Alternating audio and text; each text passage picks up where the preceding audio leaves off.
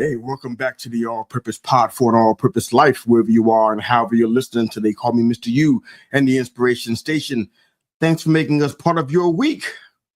Appreciate you so much. All of the comments and the questions and the support, the encouragement coming through everywhere where you find this show, social media, on the audio listening platform, our YouTube channel. Thank you. We're overwhelmed with emotion because we've had quite a journey to get here, 4+ years, seeing a lot of change, a lot of growth, but we're seeing that this show and this content is making an impact. And we're really grateful that you're on this journey with us. Thank you for keeping us going, and let's keep going together. You know, when I was thinking about this episode specifically, I thought about an old game. I played it a couple of times, but I really wasn't one that we did a lot. I think it was a few geographical reasons why we couldn't play this game that much. But there was a game called The King of the Hill. Do you guys remember this one? The King of the Hill. Essentially, and there's some other iterations of it now, but I guess the whole premise of the game is that you're on top of this big hill, or there's a race to get to the top of the hill. Multiple players are in this race, and whoever gets to the top, their job is to push and kick and keep any other players from getting to the top of the hill. So they basically get to the top before everybody else and assert their position and maintain it. Well, I guess as long as they can. Not sure there's a time clock involved with this. How long do you stay on top of the hill? Not quite sure how this works until the other players get tired. How does this work out? Not really sure, and that's kind of sketchy. But I do vaguely recall that game. But it's really weird the kind of message that it sends. Now, I know I've been talking a lot about leadership because it's one of the things that just a constant daily topic for me. I deal with it in prayer. I deal with it in my reading. Leadership is really important to me because without it, we're in dire straits.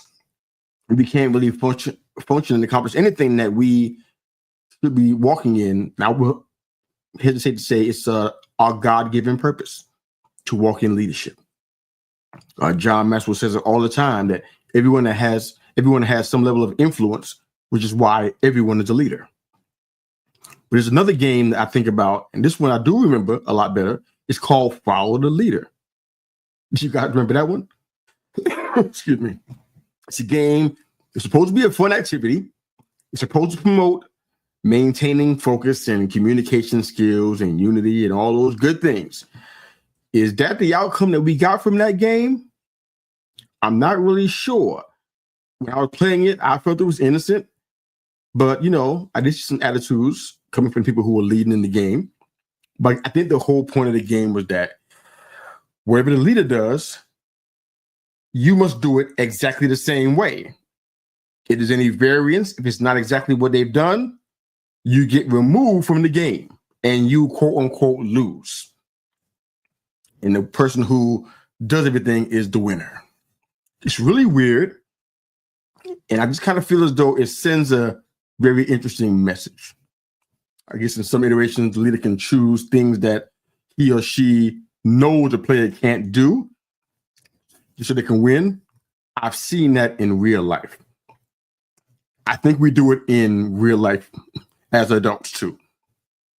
We hold on to our leadership roles with a white knuckle grip. And we'll kick down, trample, step over anybody who tries to take our position away from us. That's not leadership. Might be domination, might be pride, might be arrogance, but it's not leadership. Not in the correct sense of the word. But in those games, especially Follow the Leader, the goal for some leaders was to separate themselves from everybody else and beat them and win the game. A lot of it was based on insecurity. Or I would say that game was a really good game to bring out any hidden insecurities, power trips, or desire to maintain some kind of advantage over another person. Follow the Leader was probably not a good game to play.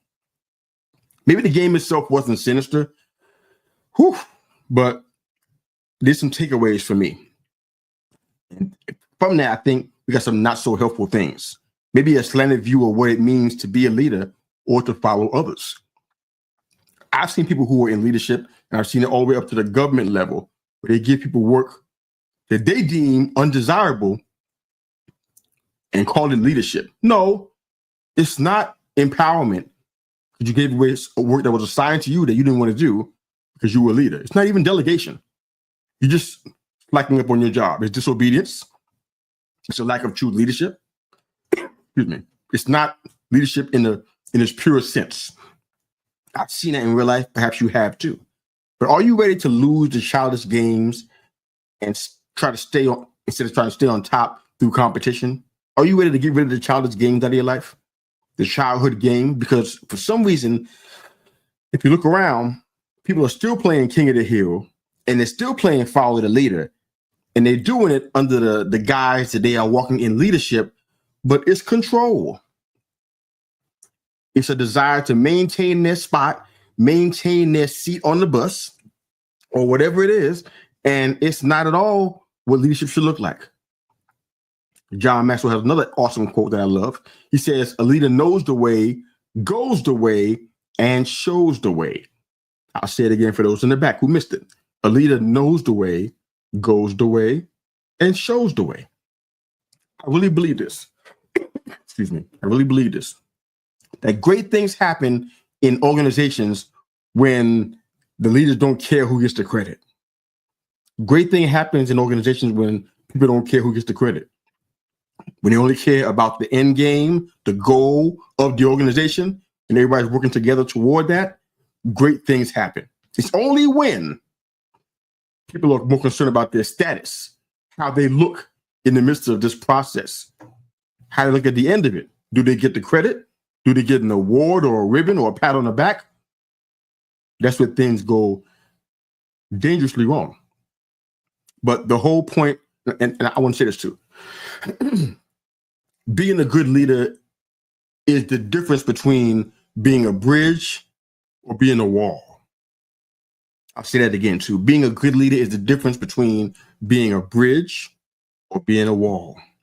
Do people walk with you and get to a destination, or do they run into you and they lose their sense of self-esteem?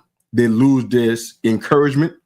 They lose their sense of self. They lose their desire to continue on this organizational journey because they ran into you. It's not their problem all the time. It might be that you are a wall rather than a bridge. Maybe you're not welcoming and inviting. Maybe you're mean and spiteful and arrogant and domineering. Excuse me. I ain't talking to you per se, just somebody else who you may know. Are you a bridge or are you a wall? Do you have the correct view of what a leader should be? Or do you have a slanted view based on childhood games? Based on the idea that you got to fight for everything you got and it doesn't matter who you run over to get there.